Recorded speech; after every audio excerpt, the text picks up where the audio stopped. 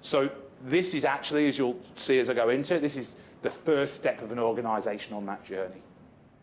So why do we need optimum organisational health?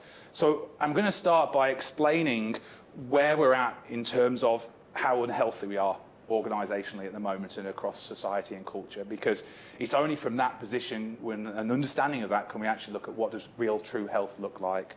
I believe that optimum organisational health is the only way that we're going to survive the coming disruptive technology wave. There is so much transformation happening and new innovation happening in the digital space. I couldn't put it better than this guy just introduced. He said the pace of change has never been this fast, which we kind of all get. It's his second part of the sentence, which is profound. Nor will it ever be this slow again. We really are in a position where we're on this curve, and it's not linear like we think. It's exponential, and so therefore every moment it's getting faster. So it's just, even though it's blisteringly quick, it's just not as quick as it's going to be. This is leading to there being a palpable fear among the people who know. So CIOs, CTOs, digital officers, anybody in technology really just understands that if their business is not making a movement, a change, it's only a matter of time before they get disrupted and they're out of the game. This is currently most people's view of technology. You know, we're up here, we're really clever. Einstein was super cleverer than us, and artificial intelligence is just, you know, not even there. But in truth, this is where we're heading to at a very quick rate. This gives you a real visceral example of what I mean by the speed of the technology growth. So starting off 1940s, this is showing the growth of calculations, and all of a sudden you can see by 2020 it's suddenly filling the lake up. Ray Kurzweil, who did a book called The Rise of the Machines and then a book called The Singularity, but he suggests that we're going to progress at a rate so fast that it's going to be like 20,000 years compared to 2000. I mean, we've already seen 20 years of it from when he wrote this quote. You know, there wasn't broadband, there wasn't smartphones, and it's had a cost. Influenced the psychology of individuals, and of course it's the individuals that are working in our organisations. And everybody is always on their phone now. This is still at a point where we can separate technology. I can still turn my phone off and leave it at home if I want to at work.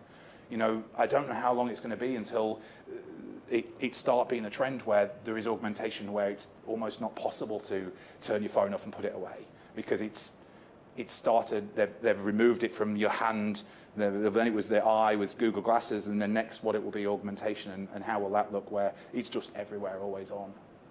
So this technology really is just causing personal and professional stress everywhere. We know that. There's articles in the Daily Mail, for example, that says 9 out of 10 people feel phantom vibrations. Apple has actually now released in their new iOS 12 a way of monitoring how many times we check a phone a day and what we do on a phone, just because they've had to acknowledge that they've built technology in such a way as that it's addictive, and now that addiction is coming back to actually work against us and therefore work against them. This here shows, so on the top left, it says that Google was tracking in-person purchases. Now, how does Google track in-person purchases? So they monitor where you are, and they get credit card detail data they buy, and they put the two together, and then they go, well, we know from your phone and Google Maps where you were and when you were, so we can buy this data and we can hook it together and we can know where your purchasing journey was in the real world. We all have heard about smart TVs, Apple iPhones, everything listening. It's a big thing at the moment that people are saying that they're saying something on their phone and 5 minutes later it's coming up on Facebook or on the feed.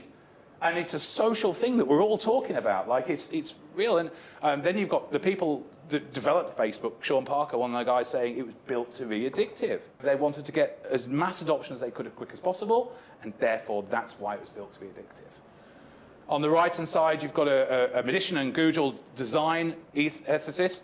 This guy has gone through and he's talked about how in poker you have slot machines. Well, the actual UX of a lot of these devices was built so that you keep pulling down to see, have I got messages, have I got notifications, have I got a jackpot, i.e. somebody's texted me, called me, and they're built in such a way as to keep us unconsciously engaged. And that is across the whole platform. And the reason why I've gone into this is because I spent the last 6 years as a growth hacker, which means that literally I can design a UX psychologically, the user experience psychologically of an online purchasing journey, so that for most intents and purposes, you'll wake up after you've bought and go, I bought that, did I? Because we keep you at the slow brain rather than the fast brain, which is a way of keeping you just unconsciously through the least resistance, taking actions that are easy for you to take, as opposed to wake up and go, actually, do I need another T-shirt at $30? Do I need another, whatever it is? And so that's not just me doing it, it's a whole industry out there. And so therefore there has to be mindfulness over this. And we'll get to that in a little bit. So the commercial consequence of all of this technology currently, 1 in 3 Australians is suffering from mental health every year. Now, there is a little bit of ambiguity here because they have put stress as a mental health disease. Technically, if you ask a psychologist, it's probably not, but I do think that stress actually does cause psychological illness, and I'll show you why later. And through all of these studies and aggregating together, it looks like absenteeism and presenteeism. Now, absenteeism is just where you don't turn up for work, you know, sick or whatever. Presenteeism is where you turn up for work, but you don't do any. Or you actively, sit there and do something else, Facebook, whatever, is costing the Australian business market 16% of payroll a year, which is a huge amount of money and that's not other consequences as well. We've got 24% are engaged, 60% are not engaged, and 16% are actually working against you. They're trying to maliciously sabotage what you're doing. So therefore, if you take that 16% and take it off the 24%, you haven't got very much actually moving forwards, pushing your organisation. And we've just talked about these big things like with technology and advancement. We've really got to get our act together in terms of how we get humans to operate at their most efficient and maximum potential to help solve these. And that's what I believe organisational health is all about. So the consequence that I've not even measured here is that these are 3 of the big giant management firms that all say this is what percentage of digital transformation projects fail. I mean, let's face it, digital transformation in itself is a bit of an ambiguous term, and most of the time they fail because they're so ambiguous to start with. But 70%, 84%, 67%, so even when you take the aggregate, 7 out of every 10 projects, billions of dollars of projects, hundreds of millions of dollars of projects, just don't succeed. But that's just the surface. That's what we all know about, and that's what we all can read about in the newspapers, and that's what's talked about. Underneath this, there's bigger problems that we need to solve. And those bigger problems are fundamentally running on a philosophy which was coined in 1776 by a guy called Adam Smith, called profit maximization. Profit maximization is the relentless move to create profit regardless of what it does to anybody else. And then it was reaffirmed in 1970 by Milton Friedman, Dr. Milton Friedman, which is a kind of household name, that again, that shareholders' sole purpose of the business is generate profits for shareholders. And it's a really dangerous place to be, because that means that all of these companies that are deploying new technology, that are investing in new technology, the first question is, how do we make more money? They're not asking, is this actually going to give us a better mankind? Is this actually going to hinder us in 20 or 30 years' time? Is it actually going to be a problem if we can have robots that can do parkour? I don't know if anybody saw Atlas the robot recently. And that's that fundamental backdrop. But it started to change. It shows up as planned and perceived obsolescence. We probably can all remember the tape and the old Ericsson phone. Nokia disappeared. It's just, this is a way that it's built so that we don't actually need new stuff, but the whole idea is we're told to get new stuff, and stuff breaks on purpose. How many of us say, there's been a new iPhone come out and my phone's just stopped working for some reason, there's been a new Apple update? Or I remember when we sold the first personal hi-fis, miniature hi-fis, and first VHS tape machines, and they didn't break. They just never broke. So, because when the people developed them the first time around, they were doing it for a fresh market. They never thought everybody would have market saturation.